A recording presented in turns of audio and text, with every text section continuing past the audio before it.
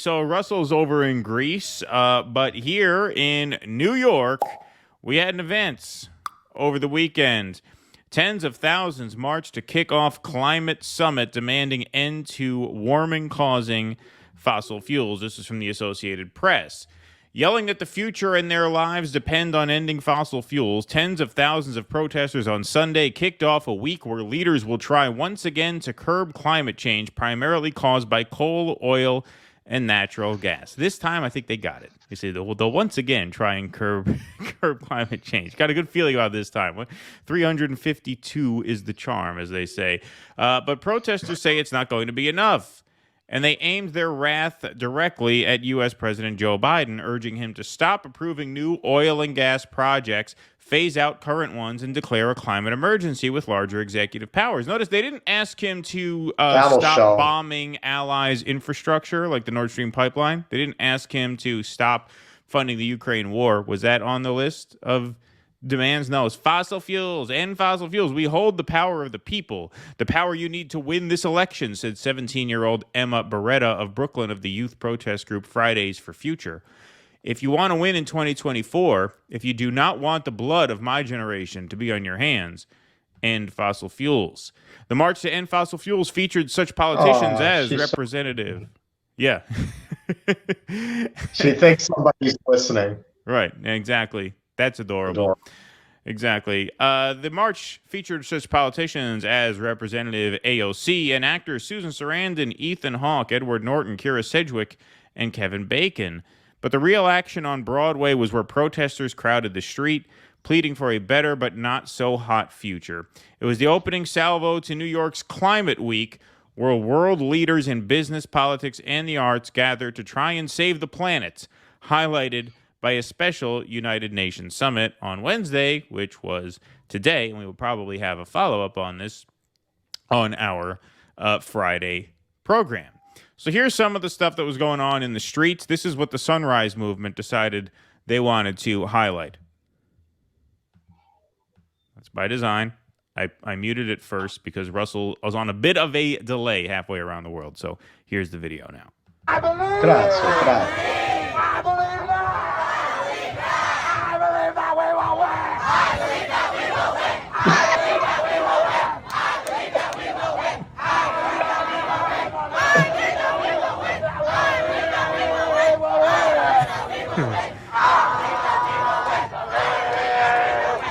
will win. I believe that we will win. All right, so I don't know about you, but I've never rooted harder for a tsunami in my life than when I watched that. I mean, that is a pro-climate change video.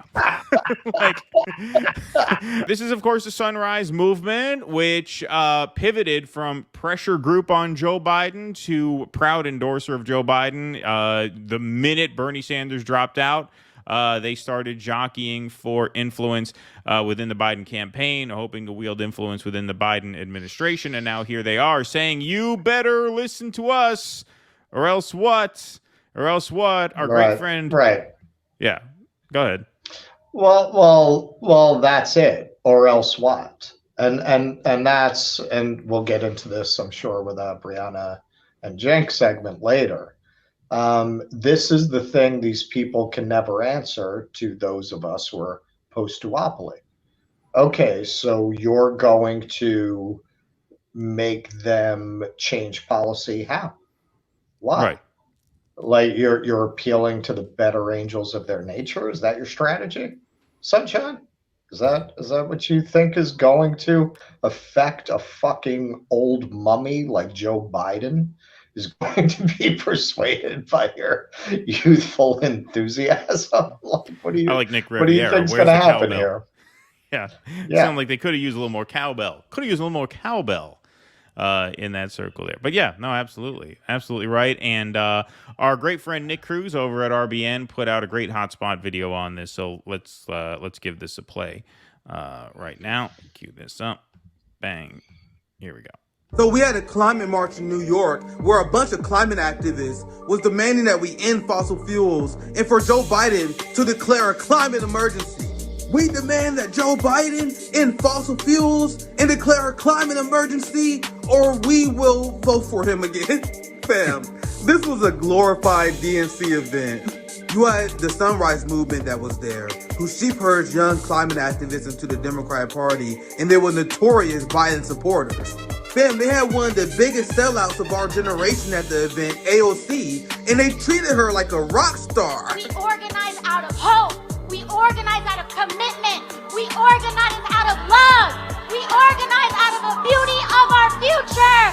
We organize around the Nord Stream pipeline bomber. Hey, AOC, I'm still waiting for you to answer this question. What is the carbon footprint of the Ukraine proxy war that you continue to vote to fund? Joe Biden is the biggest eco-terrorist in modern human history after blowing up the Nord Stream pipeline. Anyone who endorsed Joe Biden should not be allowed at this event. The fact that we have climate activists that continue to prop up the DNC, AOC, and refuse to call out the military-industrial complex shows that they truly don't believe in what they are saying and hurts the legitimacy of their movement. Ow, ow, hot, keyboard hot after that one. Ow. God damn. Well done. Yeah, I mean, Nick's shorts were always great. He's very quickly mastering the form of the TikTok takedown. He's about to pass Marianne in the TikTok charts. He's about to, which means he should be running for president. I don't know why. Exactly. Why he's huge on TikTok now. He's very huge on TikTok. Particularly with the demographic that doesn't vote. Right, exactly. That's an argument for his candidacy if I ever heard one. Yeah, I mean, this is part of the problem, and this is something we wrestle with a lot on this show. Unfortunately, the cultural signaling of so many people who connect to these causes is so repulsive to so much of the country that it hurts the very cause that they're theoretically fighting for. Right? I mean, what did you say?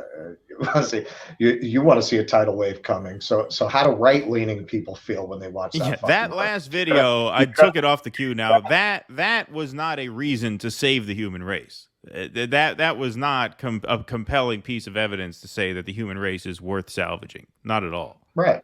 Who are these people going to persuade? Who are they persuading? These are the most cringy, obnoxious people in the country. It's the cowbell left. Unfortunately, and it's not that everybody who cares about that cause is, but the people who are most visible, unfortunately, tend to be. And also, yeah, I mean, it's a DNC rally, right? I mean, what are they? Well, that's the thing. It's. I mean, I'm sorry. I hate to use this word. I know this word sometimes, it gets overused in this space. But it's a grift. The thing is, they sucker these kids. AOC wouldn't be there at this point in her career if it were a meaningful threat to power. Well, yeah, sure. On that end, yes, that's absolutely right. But I'm talking about even that little mini chant that they got going. A lot of those kids, I mean, look, yes, we teased them a little bit. They're kids. I don't mean to beat up on them. They're ultimately victimized here because they're suckered into the same world of bullshit that we were all suckered into when we were 17 years old. Oh, end fossil fuels. Get the Republicans out of the way so that the Democrats can save the world, right? They say, that Joe Biden was the subject of a lot of ire. They had signs there saying Biden and fossil fuels, but you had Jamal Bowman speak there. You had AOC speak there. They've both come out and endorsed Joe Biden well ahead of when they would, even as loyal Democrat actors. And then you had, of course, Cornell West there, who was at the front of one of the marches. I don't know how many sort of, I don't want to call them floats. What do they call them? I used to march in marching bands. I played trumpet in high school. I forget what they call them. Did Battalions, you? Never told something me like that. Yeah. I forget what it's called. But anyway. About my erstwhile companion on the air. What's that? I know you played. Yeah, I played trumpet in high school. I was pretty good. I was very good. Yeah? I was in all Were counties. you like Flight of the Bumblebee good? I mean, probably not that good. I mean, that's probably, you're talking about decades to master something like that at the proper tempo. But I was pretty good. But anyway, you had Cornell West march there, and then he spoke there. Now, it didn't look like he was on the official docket, but he did get up on one of these little setups here and talk a little bit. We don't have the full speech of that. We don't have the full video because experienced campaign manager Peter Dow didn't manage to tape the whole speech. Apparently, experienced campaign manager, seasoned political operative Peter Dow, who, even though he spent most of his life as a complete scumbag, had to be granted top dog within the Cornell campaign because of all his expertise. Apparently, this expert couldn't bother to film the entire 5 or 6 minute speech that Cornell West gave. So we have 1 minute and 6 seconds of it, thanks to the wonderful, brilliant minds over at the Green Party. So let's take a look at Cornell West's speech. They're going with the always leave them wanting more principle. Right, yeah, always leave them wanting more. Exactly. Let's take a look at a little bit of what Cornell West had to say when he grabbed the microphone. Judge, strange fruit is the blues, that's catastrophe. The problem of our politicians, they think ecological catastrophe is just a problem because they have managerial mentality, something that they can get their hands around and come up with some incremental response as if we're not living on the edge of the cliff. This is catastrophe. This is the blues all the way down. But we all are blues men and blues women because the response of catastrophe is to never allow it to have the last word. We have solidarity in the face of catastrophe. Let us march together. Let us fight together. Let us laugh together. Let us dance together. Let us smile together. Let us cry together. From our indigenous people all across the country and the world, yes, we will not allow the organized greed to have the last word. Love supreme or love supreme. All right, so look, like this is a common thing I say about Cornell. I love a lot of what he said there. I think talking about solidarity in the face of catastrophe is a beautiful sentiment. Obviously, I think a very, very sharp critique of bureaucratic, technocratic politics, as this is always treated as some problem that certain bureaucrats and technocrats can get their hands around and manage, when really it's much bigger and much profound than they understand or want to communicate. That's all great. I love all that very much, sincerely. But this was assumedly taped from Peter Dow's phone since he posted this video. So A, why didn't you get the whole thing? B, why didn't you have a videographer there taping the guy, right? I mean, if we're going to execute a campaign with strategy and precision and force, this is very likely as big a rally as Cornell will ever get to speak at. I mean, when Howie Hawkins was doing rallies, he was from Albany. His rallies were literally, and I'm not joking, a street corner in Albany with 8 or 9 people, right? So if you're at an event here where 75,000 people show up and you get in front of a stage, where is seasoned campaign manager Peter Dow either filming the whole speech on his phone, or how about, as I mentioned on RBN last night, how about spending $100 and getting a videographer there and miking him up and actually getting a video so we can tweet out a full speech of everything he means? That's number 2. Number 3, at the end there, ending on a love supreme, how about I'm Cornell West and I'm running for president of the United States under the Green Party ticket, and we have full of shit Democrats here like AOC and Jamal Bowman who are going to come and talk a good game while endorsing Joe Biden, who's agitating World War III and supporting the military-industrial complex, which has the largest carbon footprint of any human institution on Earth. Where's that? Where are those teeth? Where are those teeth? Again, those teeth are not there. And again, the themes he touched on in that little segment there, I love that. That's what I love about Cornell West. Solidarity in the face of catastrophe. Like, those are profound themes that he touches on and speaks to them extremely well, and it's very powerful. I don't take that away from him at all. It's part of the reason I admire him. But when you don't have the execution and you don't have the strategy and you don't have the ruthlessness, you're not going to be able to break through in the way that you absolutely need to. And it's very frustrating because now we're starting with the Greens at 4 or 5%. What if we had some of that Machiavellian drive? What if we had some of that attack strategy? Then you could really have something. Not just 5%. You could really have something. And so that's what I got. Okay. So, some people got annoyed with me, including yourself, including yourself, the first time I said this, you took a shot at me about my incredible DeSantis prognostication.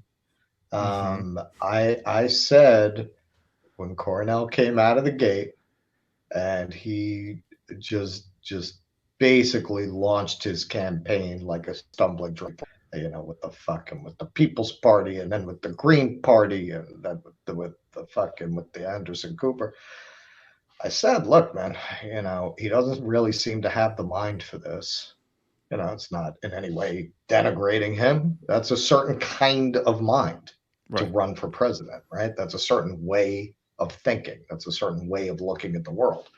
Academics, they don't tend to be those kind of people. Right? They're thinkers. They're philosophers, right? As a philosopher. Philosophers are not notorious for their strategic ability. Marcus Aurelius accepted. It's what we call foreshadowing. But the later piece. He seemed to be very good at this. So you ask, why'd he pick Peter Dow? Somebody more savvy, more with their ear to the ground would not have picked Peter Dow. He didn't even pick Peter Dow. Jill Stein did it. He's so checked out of the process that he didn't even pick the campaign manager. She did.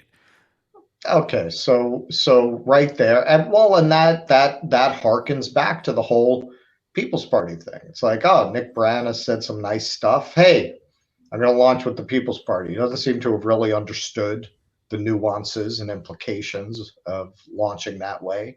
He doesn't seem to have really looked into the alternatives.